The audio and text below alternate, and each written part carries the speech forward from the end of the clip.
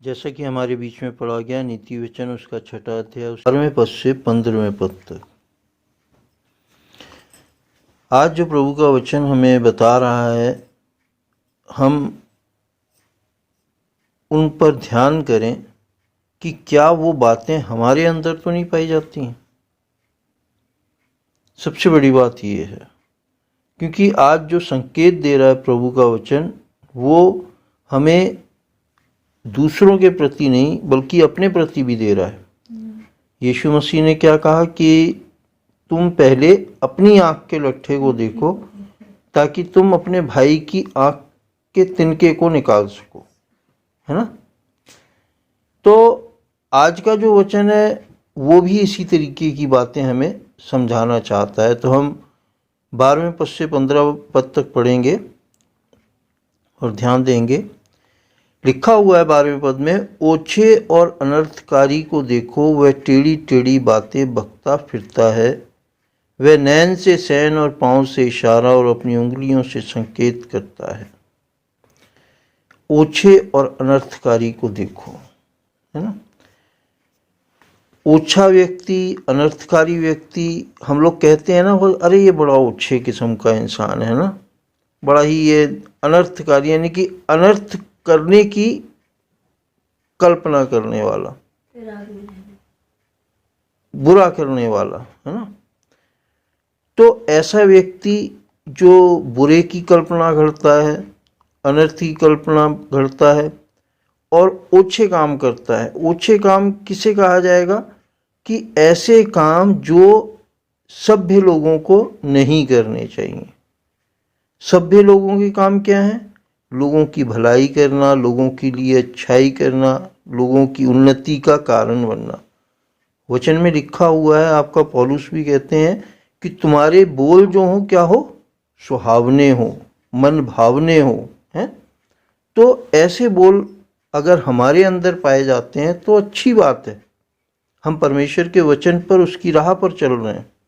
लेकिन हमारे बोल अगर ओछे हैं, अनर्थकारी कल्पनाएं हैं हमारी, तो हमें अपने ऊपर गौर करना चाहिए। क्यों? क्योंकि ऐसा व्यक्ति क्या करता है कि अपनी उंगलियों से इशारे करता है, उसके मन में उलटफेर की बातें रहती, वह लगातार बुराई करता है और झगड़ा रगड़ा उत्पन्न करता है। क्या करता है वो? झगड़ा रगड़ा उत्पन्न करता है। हमारे जीवन में परमेश्वर पिता क्या चाहता है कि हम क्रोध करें परंतु पाप ना करें। हम बुराई के प्रति लड़ाई जरूर करें, लेकिन अच्छाई के प्रति आगे बढ़ें। बुरी बात है, हमें उससे झगड़ना है कि भाई तू ये बुरा कर रहा है, लेकिन क्या हम अच्छाई के प्रति तो लड़ाई नहीं कर रहे? हमें ये भी सोचना है, क्योंकि कई बार देखा गया है कि लोगों को अच्छे के लिए, भले के लिए कहा जाता है, लेकिन उनको समझ में नहीं आता है। वो क्या अच्छाई के प्रति लड़ाई करने लग जाते हैं, है ना।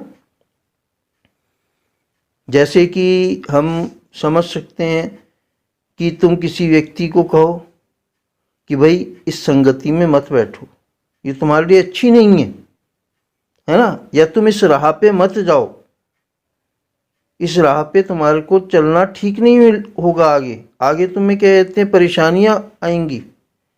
लेकिन क्या है, ऐसा व्यक्ति, अरे तू अपने आप को ज़्यादा समझदार समझ रहा है, तू हमारे को, वो तो बहुत अच्छे लोग हैं, है ना। अब यहाँ वही पहले अध्याय का वचन आ जाता है, नीति वचन का, कि बुद्धि तो पुकारती है, बुद्धि हमें रास्ता दिखाना चाहती है, लेकिन हम बुद्धि की बातों पर ध्यान नहीं करते हैं।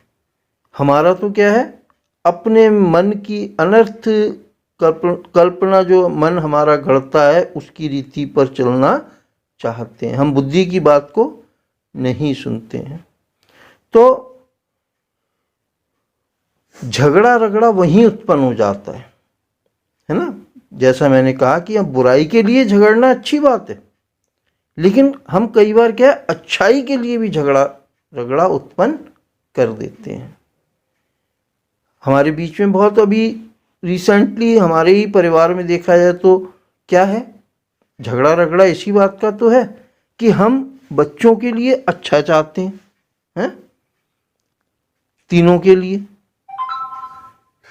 लेकिन क्या है कि उनको अभी समझ में ही नहीं आ रहा है ना।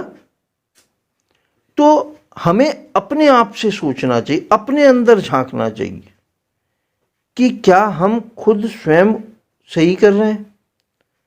हम अपने आप को अच्छा समझ के ये कि हम बड़े हैं, वो बच्चों की संगति वहाँ खराब हो जा रही है, आगे चल के उनके काम गड़बड़ होंगे, आगे चल के गलत रास्तों पे जाएंगे, हम यही सोच के तो उन्हें रोक रहे हैं, है ना, बुलाना चाह रहे हैं।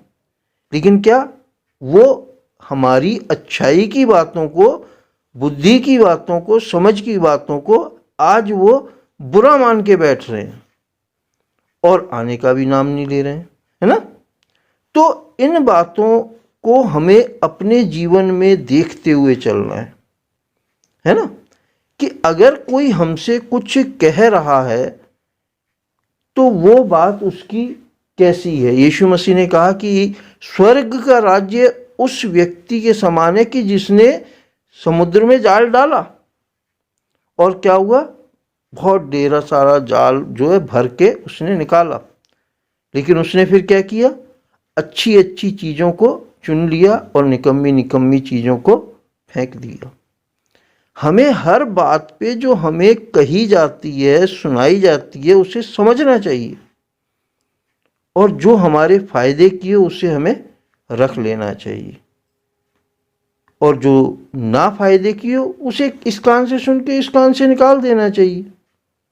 तो हमें आज का वचन यही समझाता है कि इन सारी बातों को हम स्वयं भी समझें।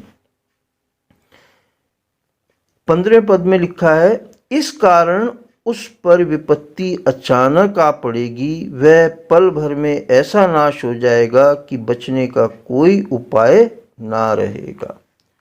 अब ऐसे जो ओछे व्यक्ति हैं, सुनते नहीं हैं, अनर्थ कल्पना करते हैं, ठीक, रगड़े झगड़े लड़ाइयाँ उत्पन्न करते हैं, तो क्या होगा, उनके जीवन में जब विपत्ति आएगी तो अचानक उन पर विपत्ति टूट पड़ेगी आके। पल भर में जो कुछ उनका सोचा हुआ होगा कि अरे नहीं हम तो अच्छे हैं, हम जो हैं यूं कर रहे हैं, दूसरे गलत बता रहे हैं, तो वो विपत्ति उन्हें क्या है, उनके उन बातों को नाश कर देगी और बचने का कोई उपाय ना रहेगा। हमने पिछले दिनों में ही पढ़ा कि उस समय क्या करेगी, जो ठट्टा करते हैं, जो आपका बुद्धि की बातों को नहीं समझते हैं, उन पर जब अचानक विपत्ति आएगी तो क्या होगा, बुद्धि भी उनके साथ ठट्टा करेगी, मजाक बनाएगी उनका कि भाई मैंने तो बोला था तुमसे, लेकिन तुमने क्या हुआ, नहीं सुना। तो हमें क्या है, अपने जीवन को जांचना चाहिए, परखना चाहिए, देखना चाहिए कि क्या हम सचमुच में बुद्धि की बातों को समझते और पकड़ते हुए चल रहे हैं, वचन के अनुसार चल रहे हैं, अपने बड़ों के कहने में चल रहे हैं, अपने गुरुओं के कहने में चल रहे हैं, या हम उनकी अनसुनी करके चल रहे हैं। क्योंकि अगर हम उनकी अनसुनी कर चल रहे हैं तो अचानक ऐसा समय आ जाएगा कि फिर कोई काम नहीं हो पाएगा। तो पिता परमेश्वर हम सबों को अपने प्रति अपने आप को जांचने की सद्बुद्धि दे, ताकि हम अपने आप को जांचें और जीवन के उस समथर और उस सीधे मार्ग पर चलाएं जहां प्रभु कहता है कि उस मार्ग पर चलने से तुझे कुछ घटी नहीं होगी, हानि नहीं होगी और तू बेखुटके नींद को सो सकेगा, है।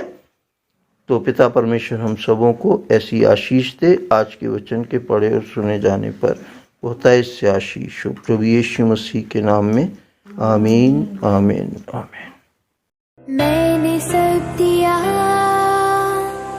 तूने क्या किया, पास आ भी जा, क्यों मुझसे है खफा।